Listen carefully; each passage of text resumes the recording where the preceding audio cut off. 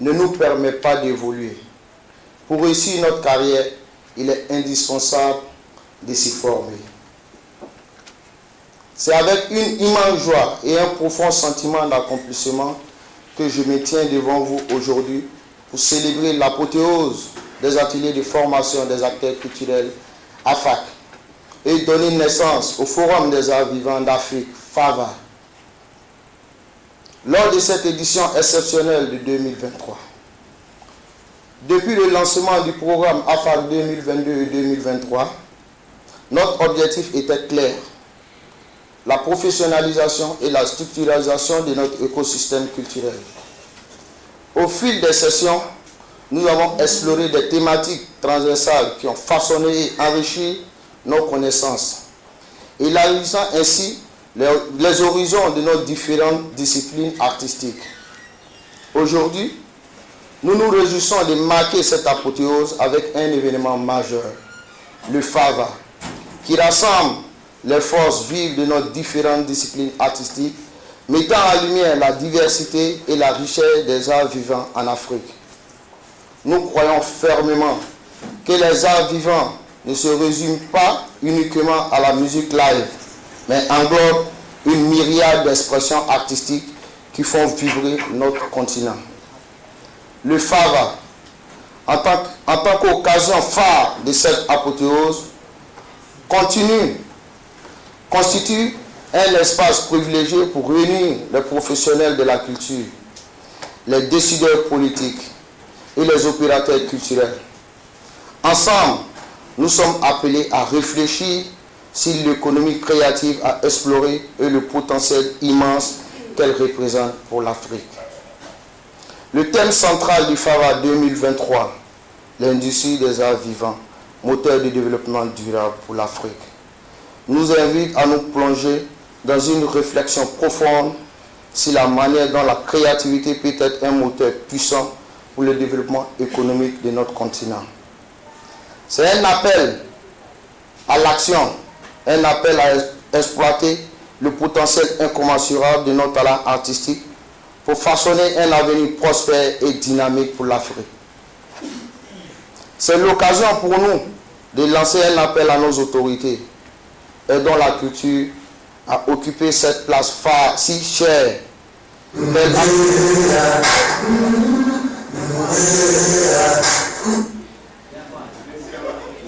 Tout ça fait partie de l'art.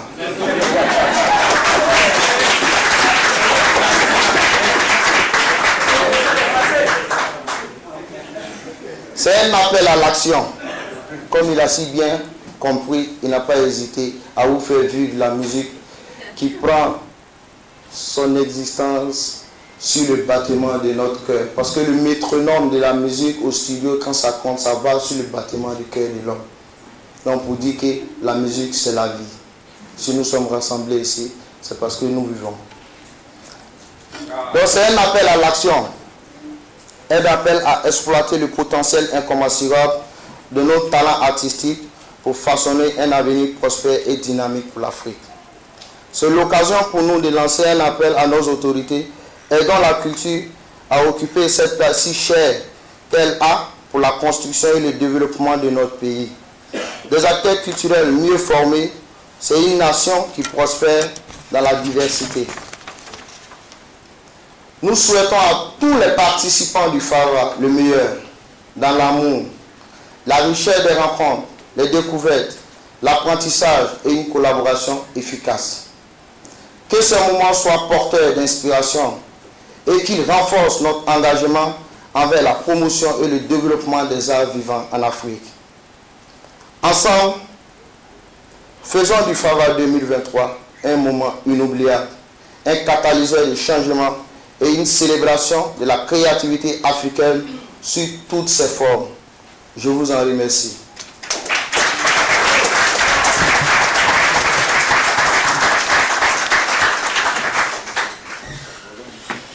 Je pense qu'il mérite des applaudissements jusqu'à sa place quand même. Alors, merci à Diaboy et son équipe pour œuvrer à la promotion de la culture et aider la Côte d'Ivoire à avoir une très belle vitrine au-delà de ses frontières surtout dans le monde, grâce au travail formidable que vous abattez au quotidien. Et on prie Dieu qui vous accompagne dans ce combat que vous menez. Et on espère que les gentils mécènes qui sont là à nous écouter pourront vous pousser aussi dans votre combat de la meilleure des façons. Merci à ceux et celles qui sont là pour vous permettre d'être dans le bain, de vous oxygéner. Les légionnaires nous annoncent qu'ils sont prêts. Leur musique est maintenant prête à être jouée. Les légionnaires, le public n'attend plus que vous.